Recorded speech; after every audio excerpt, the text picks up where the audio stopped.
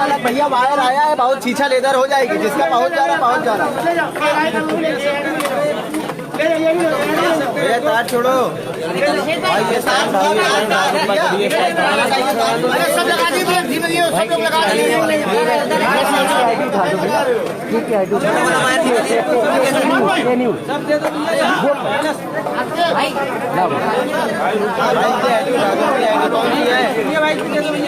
भाई फिटिंग उठा दो भैया। अरे भैया लो बाहर जाएगा। आगे बढ़ो, थोड़ा आगे एक भैया हटाओगे। अरे एक मिनट, अरे आगे आओ, तुम आगे आओ भैया थोड़ा। हमने बोला था पहले ही। अरे आईडी सुनो भैया, इंडिया आइड वाला उठा दो।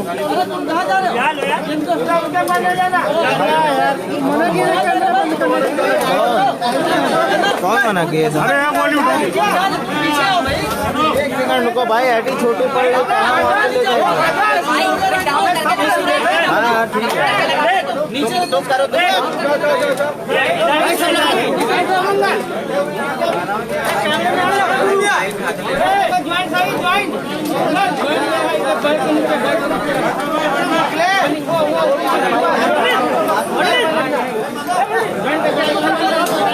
इसको नीचे करो भैया, आईडी नहीं देगा।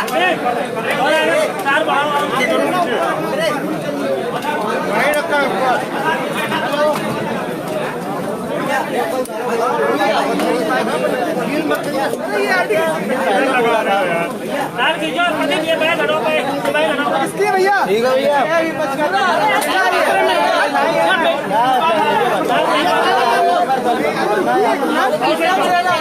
किसकी आईडी है? भैया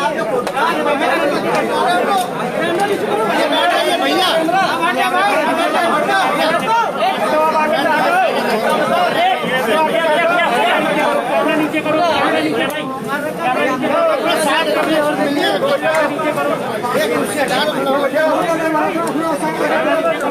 भाई थोड़ा साइड हो जाओ।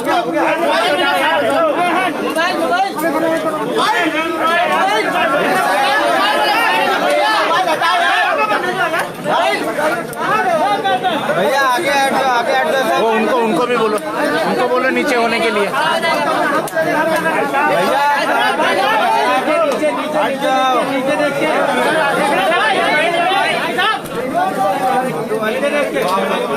भाई साहब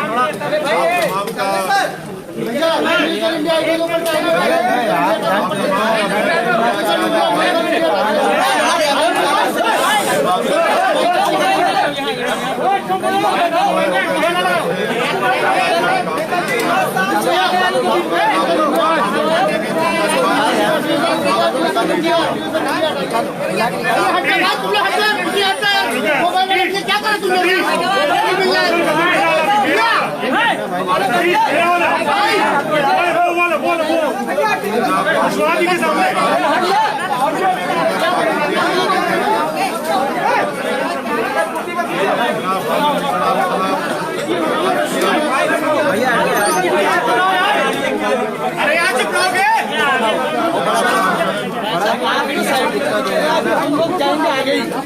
वैसे आप कुछ नहीं समझ नहीं आ रहा सर, भाई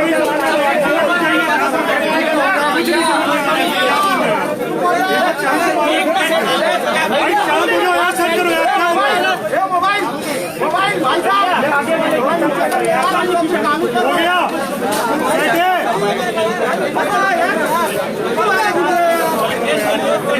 गया भाई साहब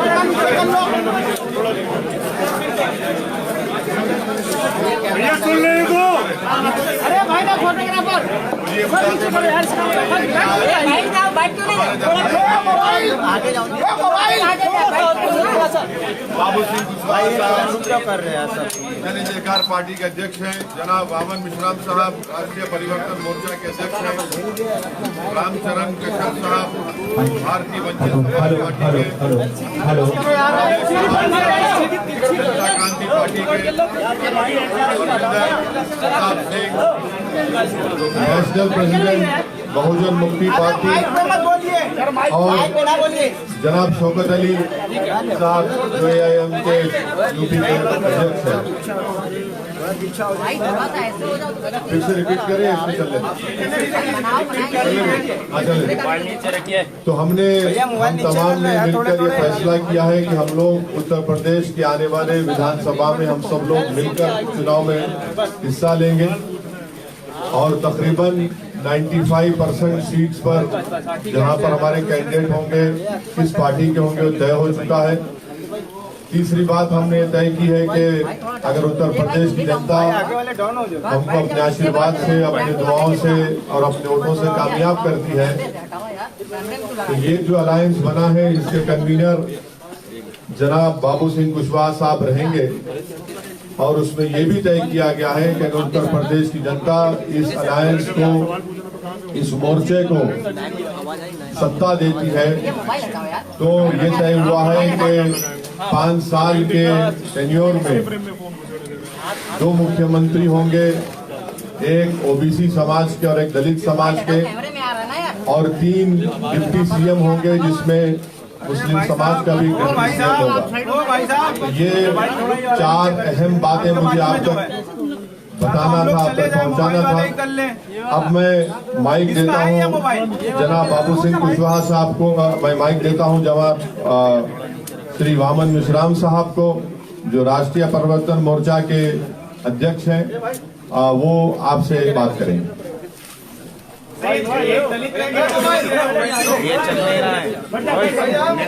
साथियों, पत्रकार साथियों, आपको पूछने के लिए अवसर है।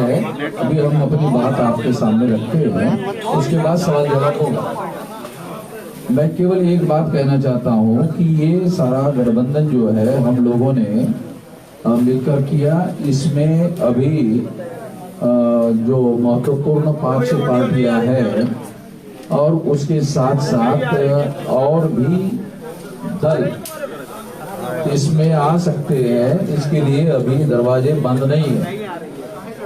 तो एक तो ये बात है। दूसरी बात मैं कहना चाहता हूँ कि इस गठबंधन के ऐलान होने के बाद बीजेपी और समाजवादी के बीच में जो लड़ाई हो रही है, अब बीजेपी और समाजवादी के बीच में लड़ाई नहीं होगी, बीजेपी और हमारे भागीदारी परिवर्तन मोर्चा के बीच में लड़ाई होगी। अब समाजवादी गठबंधन तीसरे नंबर पर चला जाएगा। आप सभी साथियों को नमस्कार। साथियों, अभी जनाब ओवैसी साहब ने और वामन मिश्राम साहब ने जो हम लोगों ने भागीदारी संकल्प मोर्चा भागीदारी परिवर्तन मोर्चा बनाया, उसके बारे में आपको जानकारी दी। हम लोगों ने 5 पार्टियों ने मिल करके अभी ये भागीदारी परिवर्तन मोर्चा बनाया है। इसमें ओवैसी साहब की पार्टी है, हमारी जन अधिकार पार्टी है, वामन मिश्राम साहब का परिवर्तन मोर्चे की तरफ से है और बहुजन मुक्ति मोर्चा के साथी हमारे बैठे हुए बहुजन मुक्ति पार्टी के और भारतीय वंचित समाज पार्टी के आदरणीय रामचरण कश्यप जी है और जनता क्रांति पार्टी के अनिल चौहान जी हैं, कमलेश चौहान जी हैं। इन लोगों ने मिल करके हम लोगों ने अभी इस मोर्चे को बनाया है और कुछ साथी और हमसे संपर्क में हैं, तो वो जल्दी हो 1-2 दिन में उनसे बात करके जो साथी हमसे जुड़ना चाहेंगे उनको हम अपने साथ जोड़ेंगे। हमारे जो मोर्चे का लक्ष्य है, जिस विचारधारा के साथ हम लोग चल रहे हैं, हम बाबा साहब अम्बेडकर को मानने वाले लोग हैं, संविधान को मानने वाले लोग हैं। हमारी वही विचारधारा है जो संविधान की चाहत है, जो संविधान की मंशा है। हम संविधानवादी लोग हैं। हमारा पहला नारा है कि जिसकी जितनी संख्या भारी, उसकी जितनी संख्या भारी, उसकी उतनी हिस्सेदारी, उसकी उतनी हिस्सेदारी। हम लोग जाति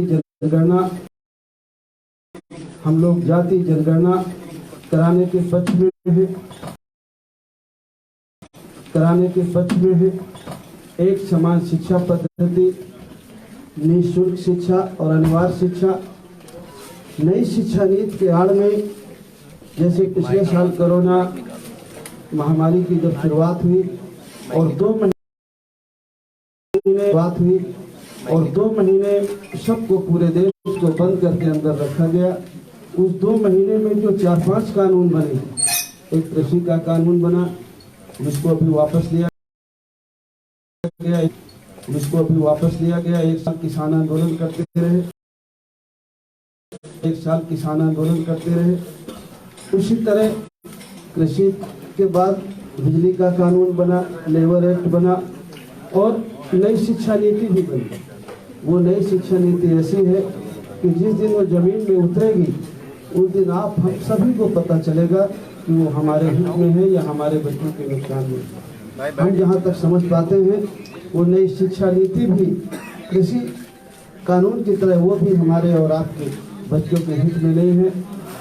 पिछड़ों का जो रिजर्वेशन रोका गया उसको शुरू किया, लेकिन पूरी तरह नहीं शुरू किया। वो शुरू होना चाहिए। निजी क्षेत्रों में भी ST, ST, OBC का रिजर्वेशन लागू करने के पक्ष में हैं हम लोग। और जो अभी किसान की जो फसल खरीदी जाती है उसके लिए जो उनकी मांग थी कि सरकार एक गारंटी कानून बनाए कि उससे कम में खरीद ना हो।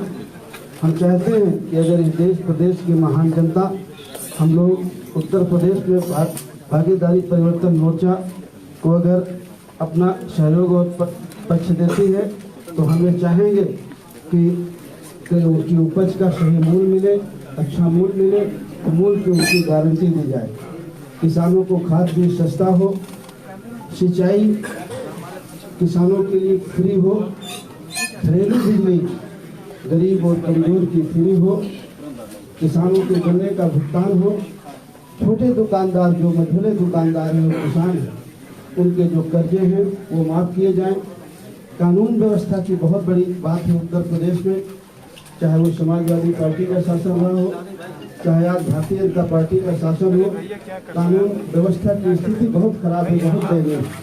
तो हम लोगों की चाहत है कि कानून व्यवस्था अगर इस प्रदेश की जनता हमारे मोर्चे को सफलता देती है तो हमारी पहली प्राथमिकता होगी कि इस प्रदेश की कानून व्यवस्था सही की जाए, हमारी बहन बेटियों को सुरक्षा मिले, अन्य पिछड़े वर्गों को, SC, ST को, माइनॉरिटी के जो गरीब बच्चे हैं उनको जो स्कॉलरशिप है वो मिले।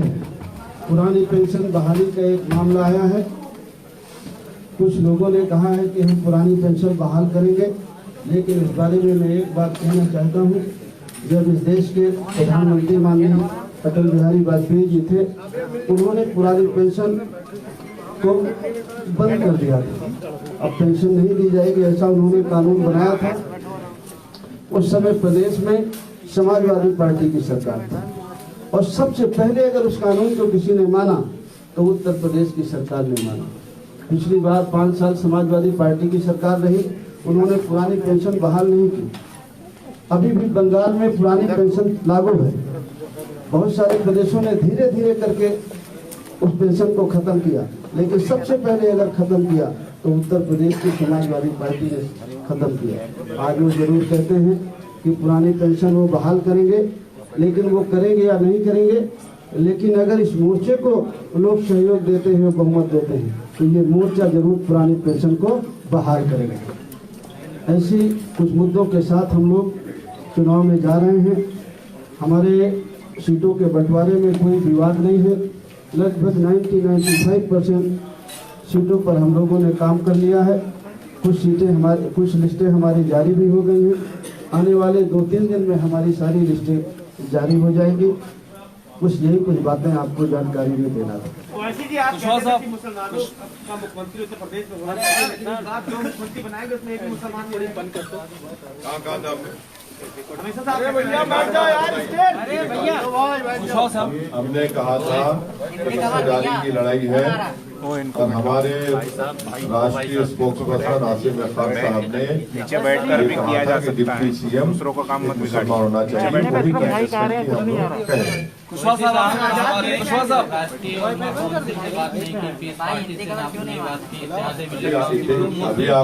अभी आपने बाबा मिश्रा साहब से सुना, ये दरवाजे खुले हैं, करिए वक्त इंतजार मालूम है।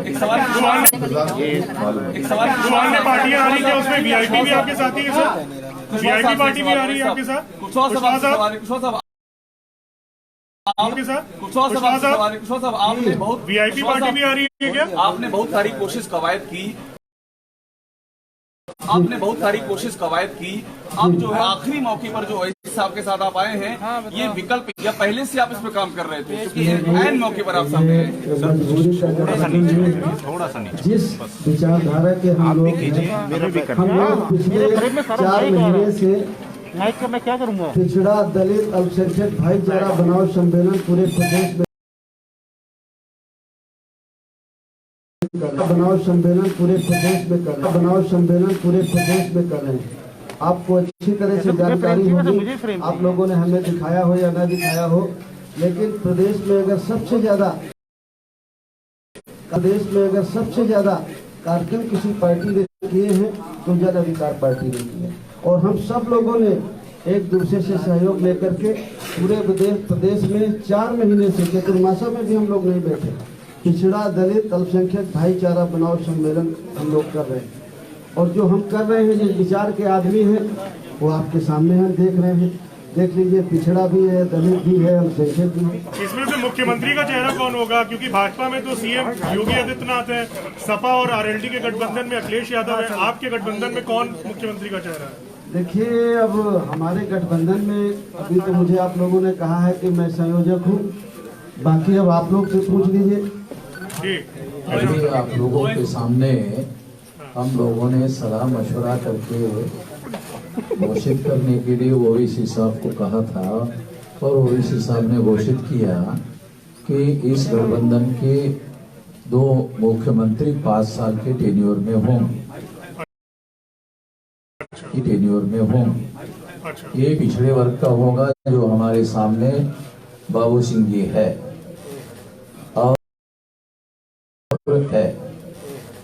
और एक दलित का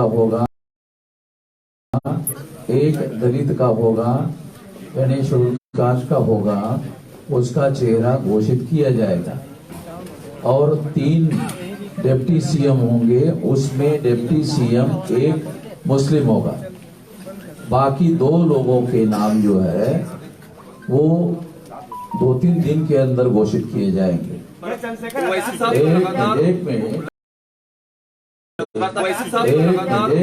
लगातार मुस्लिम रिप्रेजेंटेशन की बात करते हैं, और मुस्लिम रिप्रेजेंटेशन की बात करते हैं, तो मुस्लिम सीएम क्यों नहीं होगा? सवाल ले लीजिए। फिर उसके बाद में अभी और भी कई लोग हैं, जैसे भागीदारी मोर्चा बना था, आप लोगों को मालूम है, भागीदारी मोर्चा बनाया था, ओम प्रकाश जी ने बनाया था, मतलब वो तो बाबू सिंह जी भी उसमें थे, मगर सामने चेहरा जो था वो इनका था, वो जो है वो केवल वो चले गए, बाकी सारे भागीदारी मोर्चा के लोग इसी में शामिल हैं। इसके अलावा अभी और माइनॉरिटी के हो या और बैकवर्ड क्लासेस के तमाम छोटे मध्यम प्रादेशिक स्तर के दल है जो इसमें शामिल किए जा सकते हैं,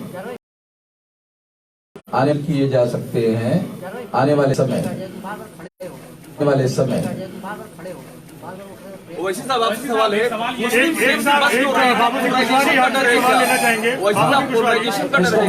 मुझे पूछना है, एक सवाल आपसे लेना चाहेंगे। सवाल है जी, एक सवाल ये है कि स्वामी प्रसाद मौर्य ने अभी एक बड़ा ही मन से भी घोषणा की, जिसके साथ हम जाते हैं वहां पे सरकार बनती, उसकी हम सरकार बनाते हैं, मतलब उन्होंने अपने आप को किंग मेकर घोषित कर दिया है चुनाव से पहले। आपको इसके क्या मायने दिखाई देते हैं? कि आपको लगता है कि उनकी बात में दम है? लगता है कि उनकी बात में दम है? अगर वो कह रहे होंगे तो होंगे, अब उसमें हम क्या कह सकते हैं? वैसे ही इधर एक सवाल वैसे सीटों का कुछ फाइनलाइजेशन हुआ है? सीटों पे कुछ फाइनलाइजेशन हुआ है सर? हाँ, सीटों का हो, कितनी सीटों पर लड़ रहे हैं? 95 सीटों पर हमारा 95% सीटों पर हमारा सवाल सुन लीजिए पहले पूरा। एक मिनट सवाल तो सुन लीजिए पहले पूरा सर। कितनी सीटों पर लड़ रहे हैं? क्योंकि 403 पहले फेज की पोलिंग के लिए नामांकन खत्म हो चुका है। जी। अब वो सीटें खत्म हाँ, हो गई हैं। नामांकन हो गया दूसरे में हमारा। चल रहा है तो सर, टोटल काउंटिंग कितनी है सीटों पर? 403 अरे सुन तो लीजिए, सवाल तो सुन लीजिए सर। ओवैसी साहब कहते हैं- सवाल लंबा कितना सर सवाल कर रहे हैं। आप 100 सीटों पर चुनाव सवाल लड़ने इतना की जान बात रहा हूं। सर, वो बीच में बोलेंगे तो कैसे करेंगे? सवाल समझ गया। आप 100 सीटों पर चुनाव लड़ने की बात कहते रहे, इसलिए पूछ रहा हूँ। हो गया। जी जी जी बताइए। क्या और कुछ बोलना है? 403 सीटों पर हमारा गठबंधन चुनाव लड़ेगा, पहली बात। 5 सीटों पर हम लोगों का कंसेंसस हो गया है 95% सीटों पर, ठीक है। 5% सीटों पर 3 दिन के अंदर नाम के साथ लिस्ट घोषित की जाएगी, ये बात है। अभी ओवैसी साहब वही साहब एक सवाल आपसे- वही ओवैसी साहब, आपने सवाल 100 आपसे सीटों की ये है, बात वही की, साहब एक आप सवाल क्या आपसे ये- ये वैसे साहब एक सवाल- देखिए, पंडित और लोग भी हैं, पंडित और लोग भी हैं। बड़ी दौर लोग भी हैं। बाबू सिंह कुशवाहा साहब की, वामन मिश्राम साहब की, परविंदर प्रताप सिंह साहब की, कमलेश चौहान सिंह साहब की, कमलेश चौहान साहब की, रामचरण कश्यप साहब की,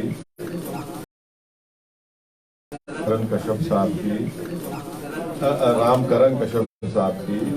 हम लोगों की बातचीत बहुत दिन से चल रही है, तो ये फर्स्ट फेज सेकंड फेज आप उस चक्कर में मत पड़िए। अरे तो एक ही अरे सर एक मिनट, सुनिए भाई, सुनिए पहले, एक मिनट। सुनिए भाई, सुनिए पहले। बॉक्सिंग मैच हो रहा है।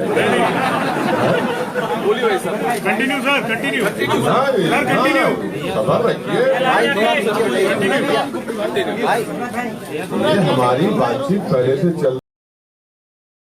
ये हमारी बातचीत पहले से चल रही है। फर्स्ट फेज में कौन कहां से लड़ेगा, किस विधानसभा से लड़ेगा, सेकेंड फेज में, थर्ड फेज में, फोर्थ फेज में, फिफ्थ फेज में, 6, 7, ये सब तय हो चुका है। तो इसमें आपको कोई ताज्जुब या परेशानी की बात नहीं होनी चाहिए, ये तय हो चुका है। अभी वामन मिश्राम साहब ने और हमारे कन्वीनर साहब ने कहा कि 95% सीटों पर पूरा तय हो चुका है कौन कहां से लड़ेगा। ओवैसी साहब एक सवाल इधर से ले- हम कहीं नहीं जा बस आप मुझे- हम कहीं नहीं जा रहे। ओवैसी साहब एक सवाल मेरा है, ओवैसी साहब एक सवाल मेरा है कि आपने कहा कि दलित सीएम और आपने कहा ओवैसी सीएम, सवाल ये मुस्लिम सीएम क्यों नहीं पहला, और दूसरा क्या चंद्रशेखर को भी साथ में ले रहे हैं क्या? ये 2 सवाल एक साथ है आपके लिए। नहीं, अब ये अभी आपके सामने अरे नहीं ओवैसी साहब, चंद्रशेखर के बारे में, चंद्रशेखर का हमको टेलीफोन आ रहा भाई, ओवैसी साहब सवाल बोला। चंद्रशेखर का हमको टेलीफोन आ रहा है तो हम बता देते हैं। चंद्रशेखर का हमको टेलीफोन आ रहा है, बार बार टेलीफोन आ रहा है, तो बात हुई है।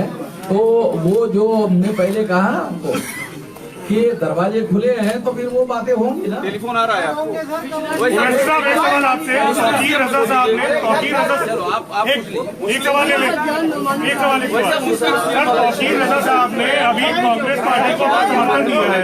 नहीं, मुझे कुछ नहीं एक मिनट सर, एक सवाल। तौकीर रजा साहब ने अभी कांग्रेस को समर्थन दिया है। उन्होंने बोला है कि ओवैसी साहब को क्योंकि पूरे माहौल को देखते हुए और बीजेपी को क्योंकि हराना है, इसलिए उन्हें इन चुनाव से दूर रहना चाहिए, उत्तर प्रदेश के चुनाव से दूर रहना चाहिए, ऐसा वो कह रहे हैं। सियासी कुर्बानी देनी चाहिए आपको। उनकी राय हो सकती वैसे आप- मेरा सवाल ये है, है। बोलिए विशाल। मेरा सवाल ये है कि कल प्रियंका गांधी वाड्रा ने जब प्रेस कॉन्फ्रेंस की तो उन्होंने कहा कि पोस्ट पोल अलायंस के लिए कांग्रेस के दरवाजे हैं वो खुले हुए हैं, और जब मुख्यमंत्री के बारे में पूछा गया तो उनका कहना था कि मुझसे ज्यादा बेहतर चेहरा आपको उत्तर प्रदेश में क्या नजर आता है? और ये भी कहा कि जरूरत पड़ेगी तो समाजवादी पार्टी को दे सकते हैं समर्थन। मैं कांग्रेस तरफ से कुछ नहीं बोल सकता। सज्जाद नमाजी साहब ने आपको खुला no comment, no comment, Kaushika ji के वो बहुत नो करीबी कमेंट, हैं। No comment. ओवैसी साहब मेरा सवाल सपा कहती है कि 10 मार्च को भारतीय जनता पार्टी कहती है इस बार 325 प्लस। आप बताइए कि उत्तर प्रदेश के चुनाव में क्या होने जा रहा है?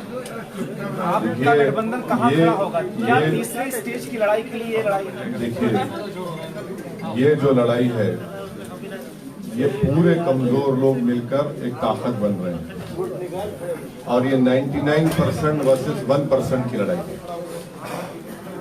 जो 99% है और 1% संघ है, ये उसकी लड़ाई है। वही साहब एक साथ आपने पहले कहा था 100 सीटों पर लड़ेंगे, आप कह रहे हैं हाँ, अरे आप लिस्ट देखते जाइए ना।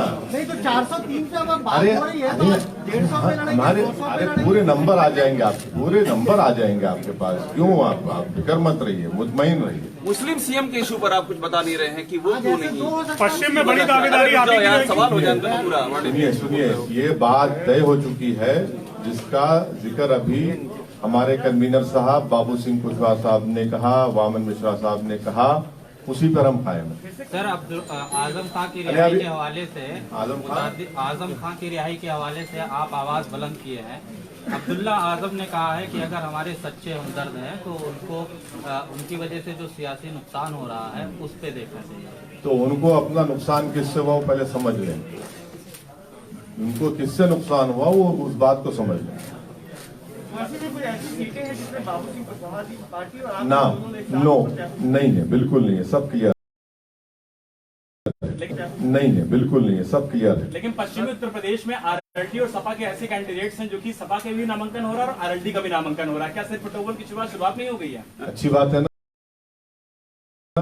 शुरुआत नहीं हो गई है। अच्छी बात है ना, मुबारक हो उनको, मुबारक हो। बल्कि उनका हसनपुर का जो कैंडिडेट है, माशाल्लाह से वो तो आरएसएस के हैं और उनकी फोटो भी आई है। आपने बीट नहीं बताया। और माशाल्लाह से जो लोनी के और माशाल्लाह से जो लोनी के आरएलडी के कैंडिडेट हैं, आरएलडी के कैंडिडेट हैं, उनके ताल्लुक से